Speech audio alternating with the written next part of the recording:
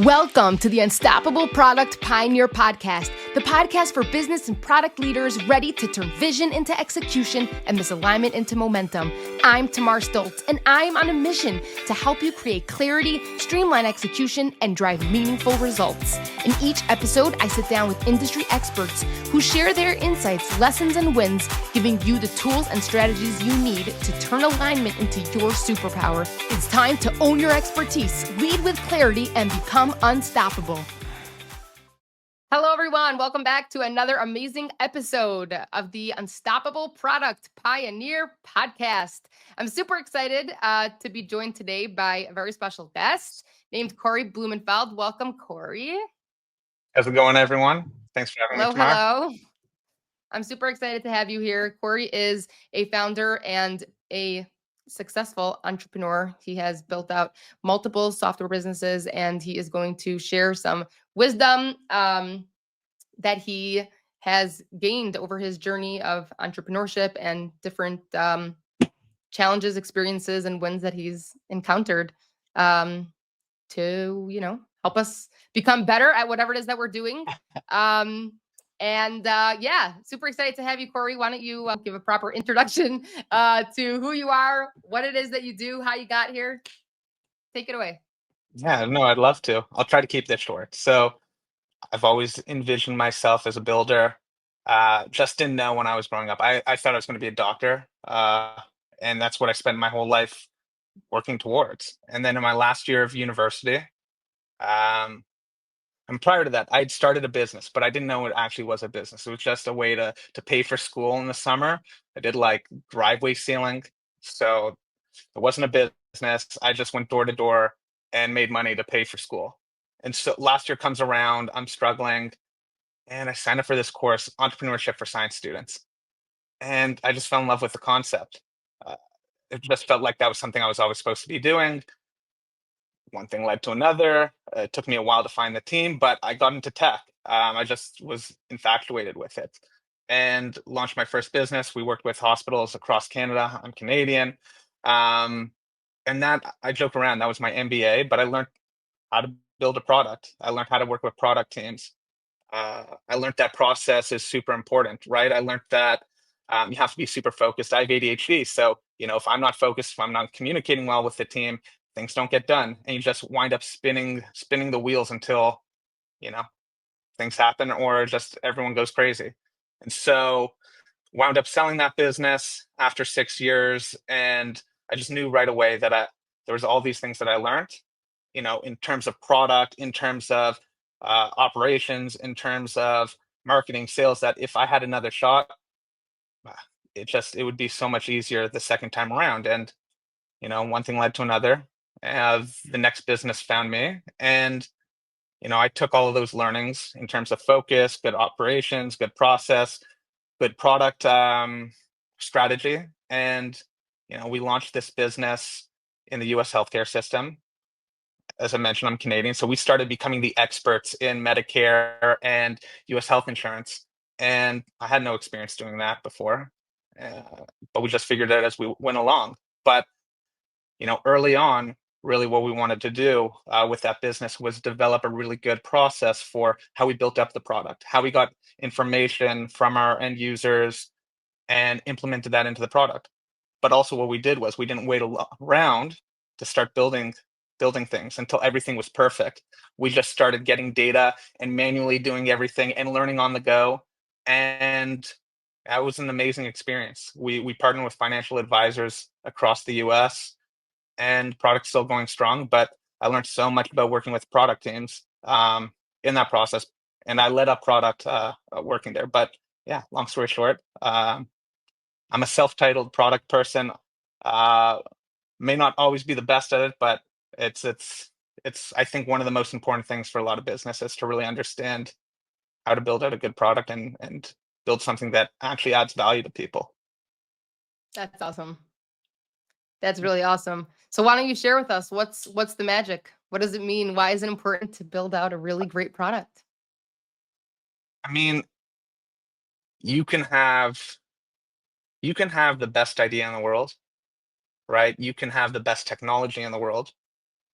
But if it's not usable, if it's not offering value, it doesn't matter how good it is, how great the team is, nobody's going to use it, right? So, I always I always think back to this course I took in university for design thinking, where they were showing us this remote and it had every function possible. You see this remote and it's like, it can do everything, but people don't want everything. And then they show this very simple Apple remote and it does its function. It makes things easy. Or you think about Google, right? It's just a simple search bar. And then you compare it to Yahoo, which had everything all over the screen.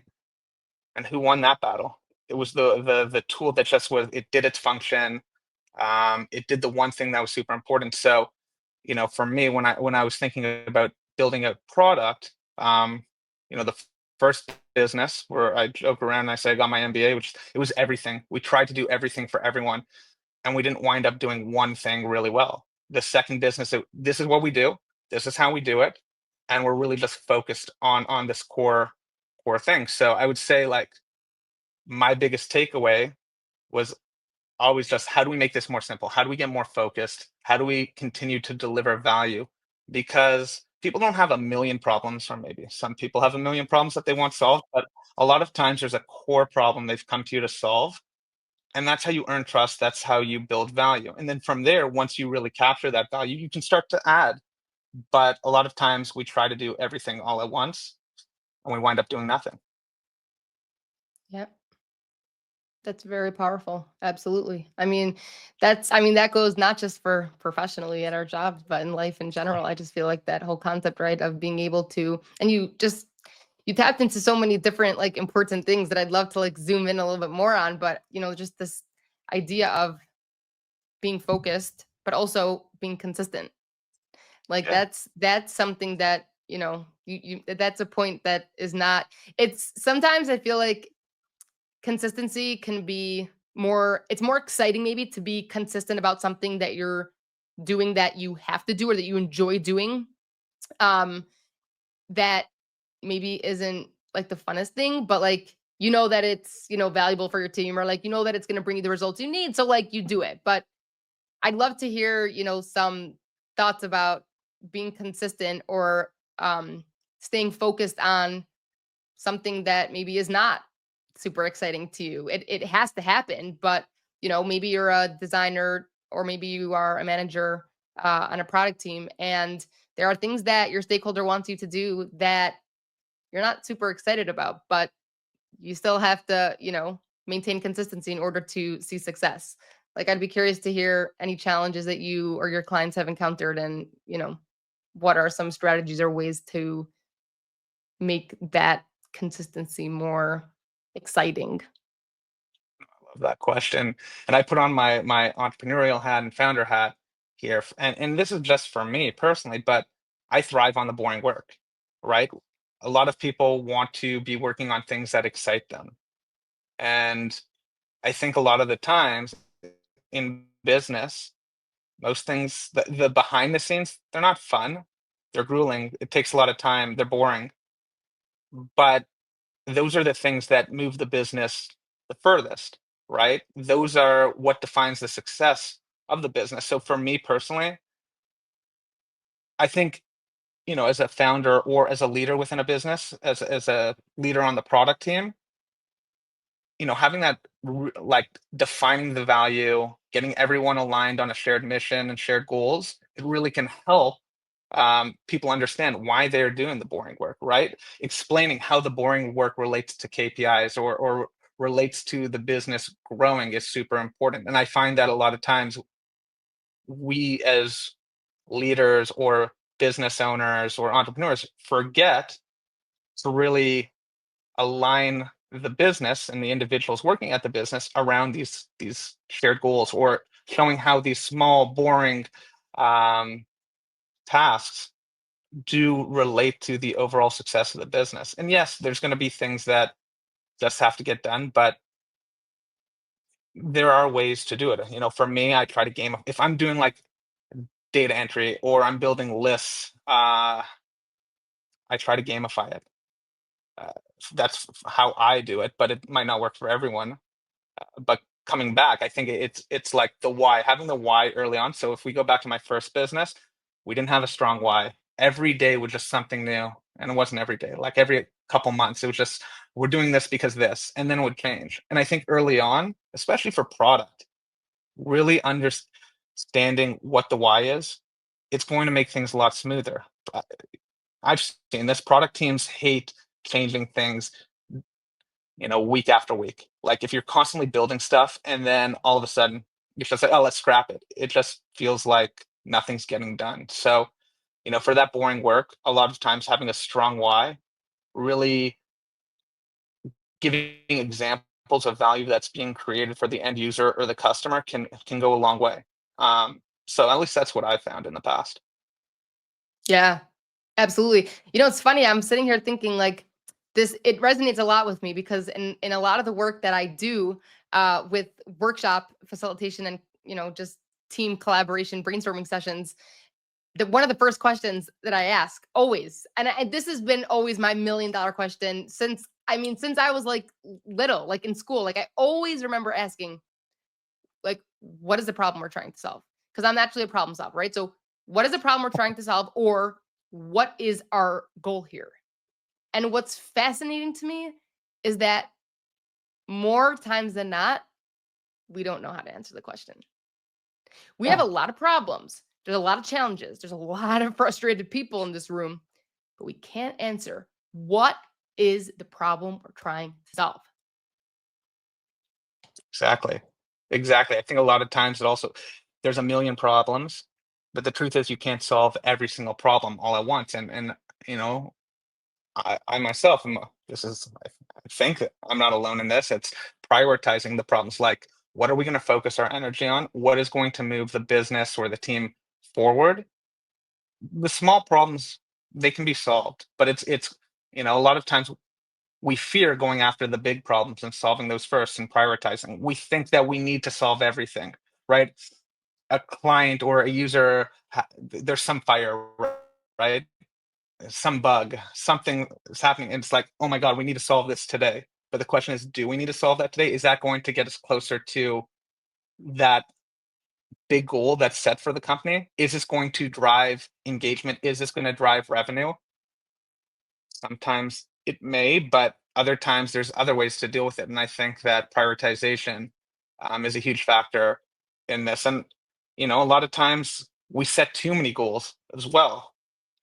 So really, having that North Star metric, limiting the number of goals that we're focused on, it's hard sometimes to wrap your head around because everything feels so important. Everything feels like a goal. But if we're not really focused on what it is that we want to achieve and we don't really, they're not super defined, it is detrimental to a team. Right. Right. So, okay. So going back to keeping things simple and not overcomplicating things, right? I wish it was as simple as it sounds, no pun intended. Like, Yeah. I wish it was simple to keep things simple, It is not. but it's not. So I'd love to hear from you, what are some ways that you, whether it's you working on like your own business or you mentioned that you previously had two, well, okay, go through the businesses again. You're doing in university. Wait, driveway ceiling. Okay. Okay. Then I started a tech business. We worked with a bunch of hospitals, and we took all of their, you leave the hospital and you get all that paper information. So we created a content management system for the hospitals and for healthcare providers. And then the third one, we worked with financial planners and we helped people analyze their healthcare costs and then find better options. So maybe it had to do with Medicare, maybe it had to do with the marketplace. I had no experience in any of those beforehand.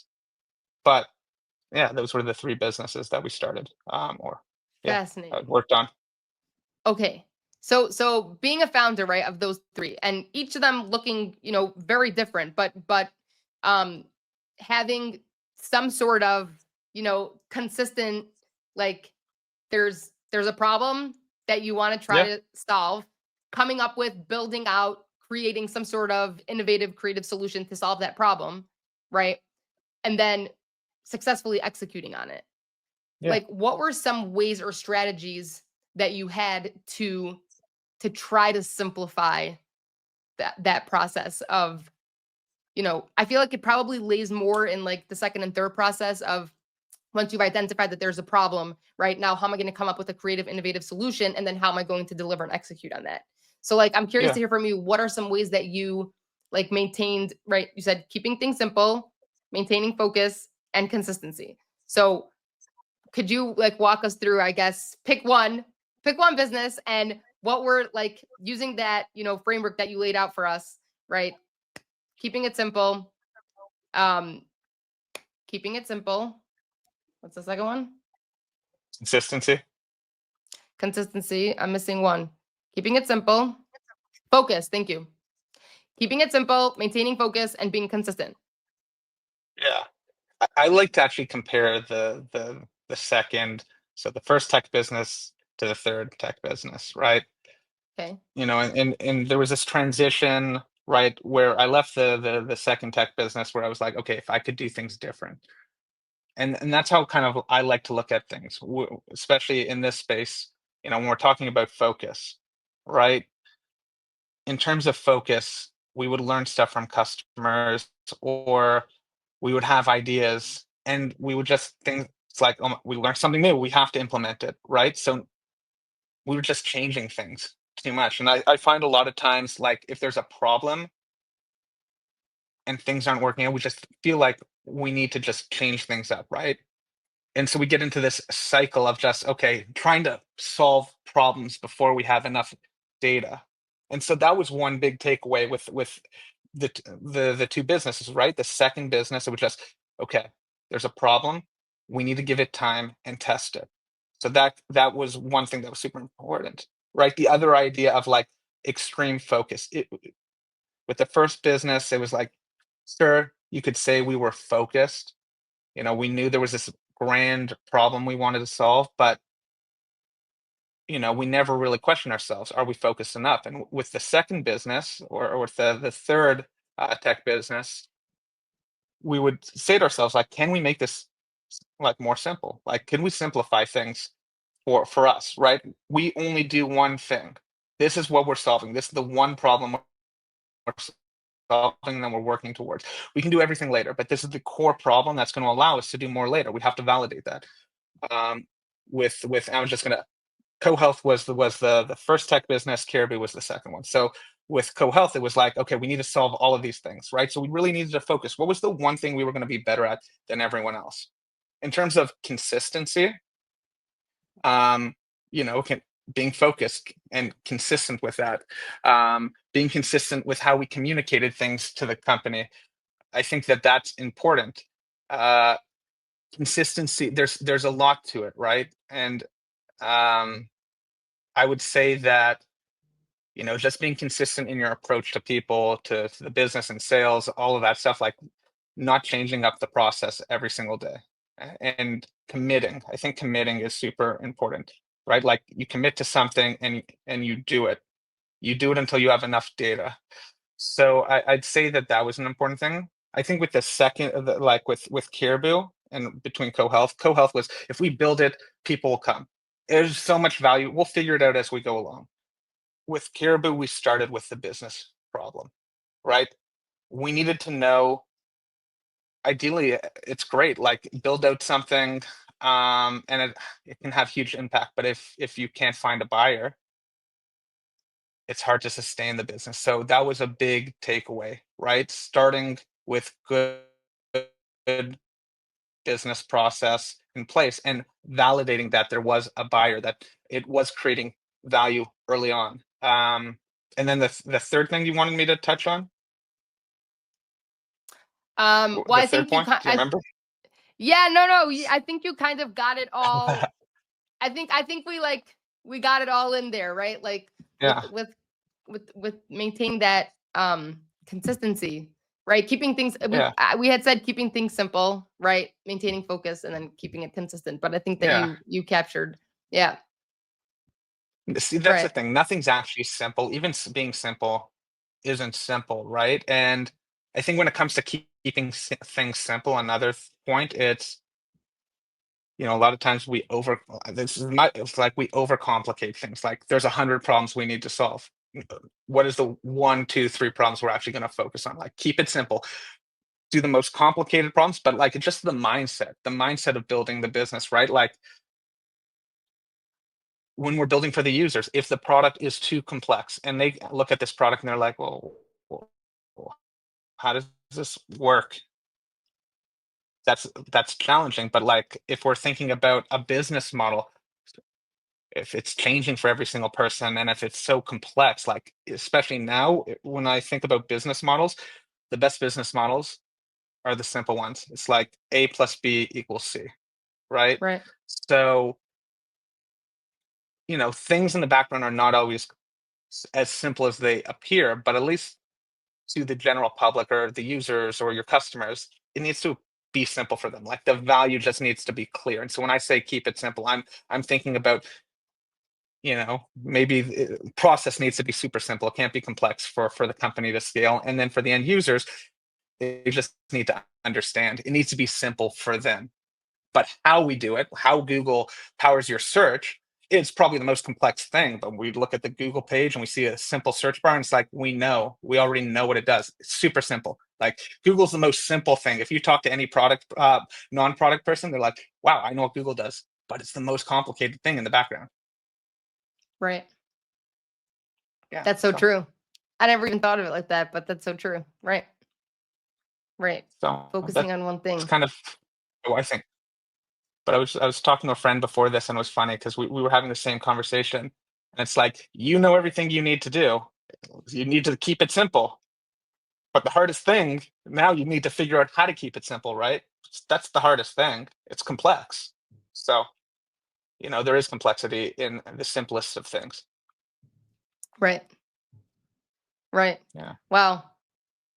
That's awesome. I mean, there's so much there to like unpack and take away. Like one of the things that I like to try to, bake into each episode of this podcast is some, practical, actionable takeaway for our listeners and watchers to be able to walk away with, whether it's a piece of information or a template, a free resource, whatever it is, for them to be able to walk away and say, okay, this is something that I think is reasonable enough for me to take action on or implement, whether it's in your own day-to-day life or if it's in your job, right? I think this is, I mean, Cory, you can, give us your own idea, but I'm just thinking for myself, what am I doing today to make sure that I am keeping things simple and maybe choosing one thing, on my list to revisit every day to make sure that I'm, not overcomplicating it, right? Like, and Yeah. just, so like, I feel like there has to be one or two things, right, that you, the audience, know is just overcomplicated, is stressful, is overwhelming. When you think about it, it's like, right, like it makes you feel, stressed out or anxious or, afraid, whatever it might be. Probably it's a little bit more complicated than it has to be. And if you sit down and just go back to the basics of trying to understand, what is it I'm trying to accomplish? What is the problem I'm trying to solve, right? What's the goal here? And just taking that, like trying to visualize the framework that Cory laid out for us, which is, just try to keep it simple and focus on that thing and be consistent and repeat it, and if you can, like, I'm just visualizing this framework, right? Like if I can keep that idea of, I'm simplifying this problem that I have, or these problems that I have stem from one core, thing. What am I going to focus on? Keeping it simple and then focusing on that, maintaining consistency on that focus.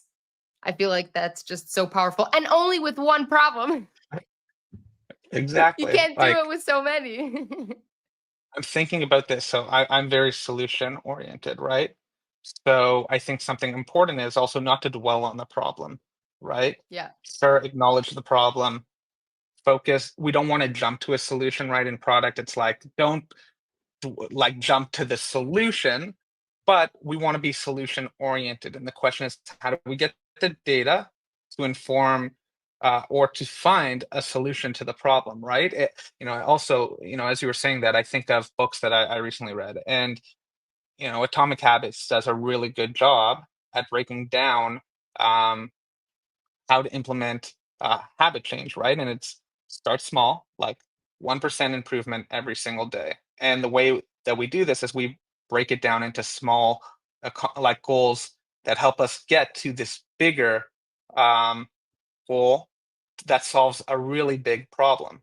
And so I think, like you were saying, all of this, it really applies to everywhere, like everything in life. It's if something is really hard right now, if it's hard to stay committed, if it's hard to find a solution to a problem, sometimes we have to figure out that smaller little thing that we can do that is on the path to achieving that big goal, whether it's in Right. product, life, sales. I tend to say this to a lot of, if something is super hard and it's very hard to stay committed to that goal, then it's too big right now, and that's okay. You just Right. need to work your way up to solving it. Right. Absolutely. Wow, that's so awesome. This is amazing. I know I'm just sitting here just taking it all in and observing it all. And I'm sure that our listeners and watchers are doing the same. Cory, if our listeners and watchers want to reach out to you to thank you for this awesome podcast, what is the best way for them to find you? I'm on LinkedIn, Cory Blumenfeld, um, posting content every single day on these topics of positivity, mindset, building business. Uh, I like to have fun, so Awesome. sometimes I do parody posts, but yeah. Amazing.